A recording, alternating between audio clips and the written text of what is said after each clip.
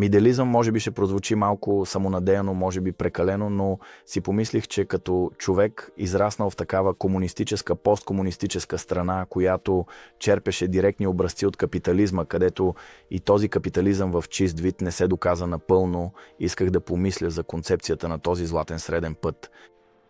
Дори не става дума за това да вземем най-доброто от социализма, защото това май е трудно, и най-доброто от капитализма. Тук е по-лесно, но да си изградим някакви формули, доктрини, които се връщат много назад във времето, именно до Сенека, именно до Марк Аврелий, може би до Карл Юнг, до стоиците, за да вземем това, което е най-добро, но да го пренесем за условията на днешния живот, пътуването с самолети, достъпността на всеки продукт в интернет, възможността да срещнеш всеки човек. Смятам, че тяхната посока на мислене беше фантастична, но за съжаление техниката се е променила напълно. Това е все едно да се опитваш с камък, нали, не знам, да отидеш на лов с камък. Аз не ходя на лов, Боже опази, но ако някой някъде ходи на лов, ясно е, че може и по друг начин. Или все едно моторист да се състезава с колоездач. Нали? Не става така, но според мен тези процеси могат да се ускорят, могат да се глобализират. И също така искам да покажа в този канал като Джеймс Мидел, че може да се съчетае, че може да се инвестира в недвижими имоти много активно, може да се черпи радост от това, може да се реализираш като предприемач, като лектор, като организатор на събития, можеш да създаваш съдържание, но също така да бъдеш 100 до 150 дни в годината на почивка. Може да се купят, и то умно, всякакви играчки, дали по вода, по суша, а може би и във въздуха, и да се възползваш от тях, без да имаш голяма компания, без да разполагаш с големи ресурси.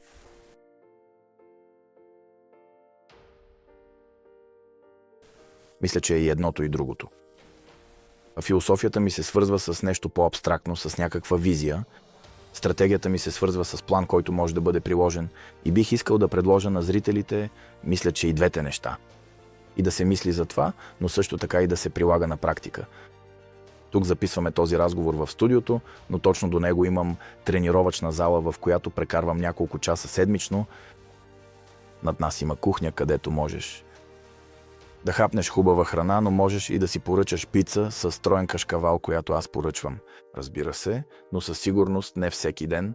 Това обаче са осъзнати избори, които правим всеки ден. Има 2 гаража точно до нас, които също искам да покажа, играчки, за които съм работил усилено и се старая да използвам.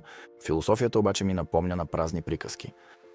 Стратегията ми се свързва с действие. И мисля, че ние, поне в тази общност, трябва да правим и двете. Да имаш визия и идея за себе си, но след това и в личен, и в бизнес, и в инвестиционен план да го прилагаш на практика. Ще се постарая да говоря много, но още повече да действам и да показвам.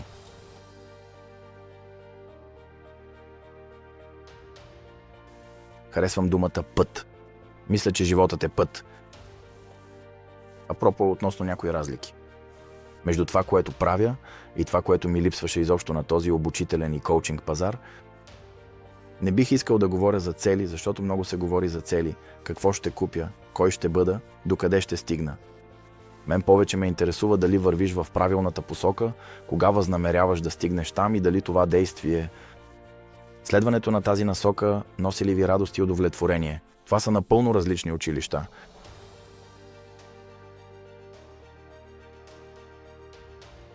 Опитвам се. В миналото, в случая с моя живот или с хората, които наблюдавам, този хаос в главата ми, този прилив на вълнение, идваше от амбиция.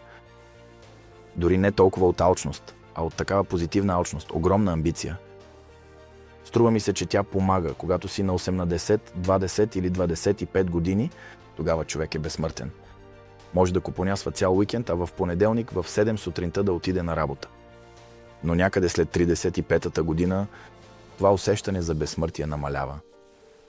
И се оказва, че като вървиш по-бавно, но в правилната посока, пак ще стигнеш там, където искаш, по-бързо и по-лесно от някой, който тича хаотично, но всъщност не знае защо.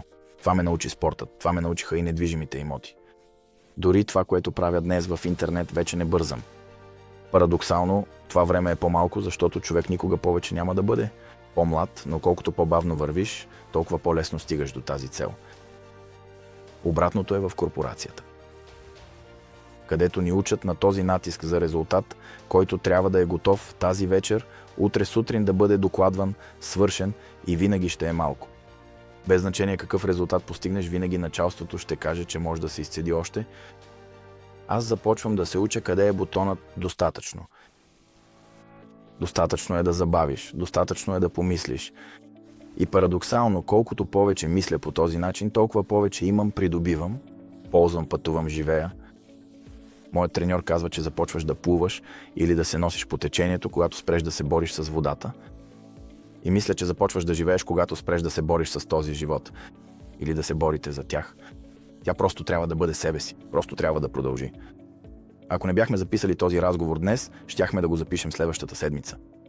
Ако не завърша ремонта на 5 апартамента след месец, ще го завърша след 2 месеца. Ако не си купя Ферари след половин година, ще си го купя след 3 години. А ако не след 3 години, може би след 6. А ако след 6, може и никога. И всъщност нищо няма да се случи. Няма го този ненужен натиск, който често не идва от света или от друг човек. Само ние сами си създаваме този натиск. А през главата ни минават всеки ден мисли, десетки хиляди мисли, с които по някакъв начин трябва да се справяме. И ми се струва, че именно тишината, търсенето на този покой те кара да започнеш да бъдеш войн. Такъв подготвен самурай за всяка ситуация. Не подготвен за нищо, въпреки че си завършил всички университети и си прочел всички книги. А се оказва, че не можеш да пресечеш улицата, може би си прочел по-малко книги, но поне знаеш къде изобщо е улицата.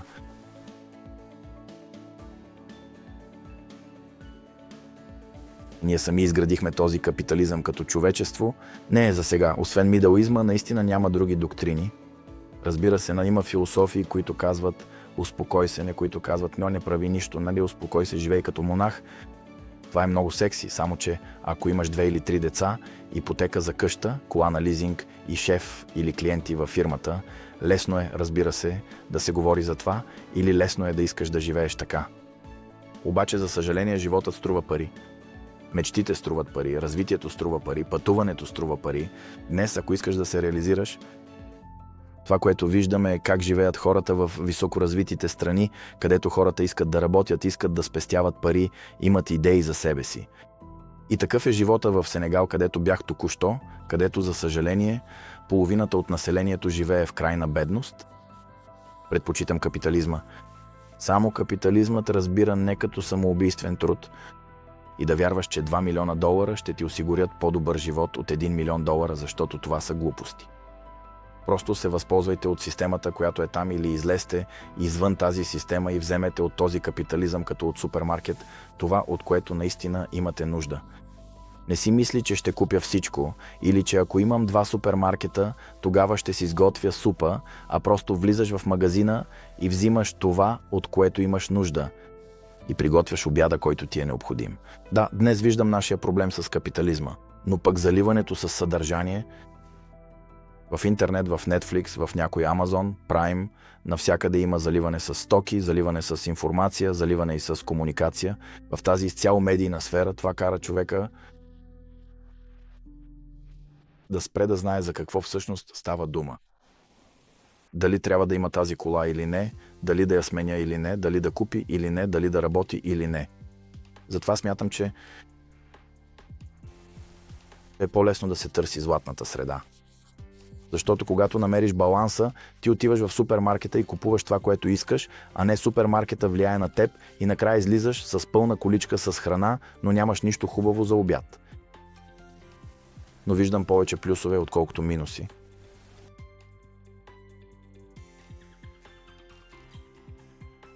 Богатството, мисля, изпитва характера и това е проблем. Това е проблем, мисля, и за хората, които са забогатели бързо, и за тези, които са забогатели бавно, защото тези навици, според мен, също са много трудни и не можеш да се отървеш от тях. Огромен проблем имат хората, които получават наследство или които са спечелили богатство от лотарията. Често се оказва, че тези хора губят наследството си по-бързо, в рамките на година-две, отколкото някой, който е работил за тези пари през последните 2 поколения. Същото важи и за някакви печалби от лотарията. Трудно е да се задържат тези пари. Богатството обаче проверява характера. Първо, това богатство трябва да бъде спечелено, трябва да се пребориш за него, трябва да умееш да затегнеш колана, да спестяваш по-голямата част от спечелените пари, да имаш първите си спестявания, да наемеш първите си хора, да намериш първите си клиенти, после в инвестициите да вложиш парите си, да вложиш спестяванията си, да се научиш да управляваш богатството. Но болката, която преживях, е липсата на умение да се възползваш от богатството. Защото какво от това, че си богат? Че имаш напечатани хартийки, не знам, 15 кг или 20 кг злато или някакви цифри на айфона ти се показват, че имаш там, не знам, 2 милиона долара, нали? Ако си глупак и не си управен в живота, не умееш да се радваш на живота, не умееш, нищо не искаш от този живот. Освен това, че имаш пари, ето това е най-голямата бедност. Мисля, че най-бедният човек е този, който има само пари. Затова отново тази мярка. Имам едно правило, за което също ще говоря. Половината печалба. Инвестирайте половината от печалбата си, харчете половината от печалбата си, без да се чувствам виновен. Защото както някои хора не могат да спестяват и инвестират, други изобщо не могат да харчат. Не просто 1000 или 100 000 долара, а често това означава тяхното време. Така, например, да си вземете следобедна почивка, да си вземете седмица почивка или да удължите ваканцията си с една седмица. Те просто не искат да харчат пари на празно. Защо? Защото имат този навик и вероятно идва момента, в който това вече няма значение. Няма значение. Разбира се, на един бизнеса му върви по-добре, по-бързо, други работят за тези пари по-дълго, трети изобщо нямат такива бизнес наклонности. Но умението да се движиш в тази финансова сфера, да напаснеш нивото на живот, качеството на живот, стандарта на живот към собствените си възможности, това е истинско майсторство. Да знаеш как, значи, дали си пенсионер, студент, милиардер, милионер, не знам, служител в корпорация, собственик на малък бизнес, зъболекар, таксиметров шофьор, как да управляваш добре своя бюджет. И мисля, че това отново е въпрос на мислене. Това е въпрос на мислене.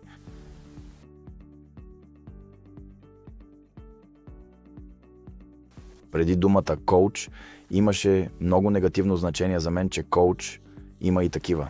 Влязох в интернет в Полша, защото не ме убедиха коучовете, които преди 8 до 9 години, 10, когато търсех своя път, слушах коучове, знаех, че коучовете, говоря за коучинг, никога не са правили бизнес и мисля, че повечето коучове наистина никога няма да стигнат до пари, защото нямат никаква представа за това. Ще изкарат нещо от обучение, консултация или ще издадат някаква книга за емоционална интелигентност, написана с нощи и ще пуснат електронна книга без да я печатат, но не ме убеждават коучове, които в живота не са постигнали нищо. Не само в бизнеса, но и в спорта, в живота, в любовта. Ако някой учи на любов, че ще свали момиче, като й купи питие или като я погледне по определен начин, нека ме учи на любов някой, който има семейство от 20 години, който е в добра връзка с съпругата си.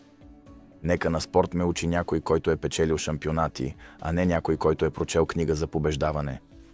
И същото е в бизнеса или в недвижимите имоти. Липсваше ми истинския път. Тоест, покажи какво можеш. И се изправих срещу собствените си главно слабости, дори когато влязох в интернет, не знаех къде се намирам. Срамувах се да говоря за това, което съм направил, защото живеех с убеждението, че всъщност не съм направил нищо.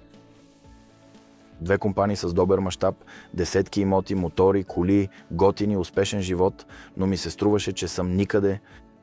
Изведнъж се оказа, че всъщност съм постигнал нещо в живота си, т.е. изпитвах крайна липса на самоувереност и се досещам колко много хора, които завършват университет, идват от добро семейство, имат идея за себе си, но някъде дълбоко в себе си имат този демон, който им казва: не, още не е времето, още не си ти. Още си направил малко, все още твърде малко. Не заслужаваш, така да се каже, удовлетворение, защото не, това ми липсваше. Бих искал да бъда треньор, бих искал да бъда куче-водач, но не бих искал да бъда коуч, защото май имам лоши асоциации с това. Но треньор, може би, ако е в положителен смисъл, ако трябва някъде да потърсим тази подкрепа, тогава да, но ми се струва, че това трябва да проистича от истинност, а не от теория.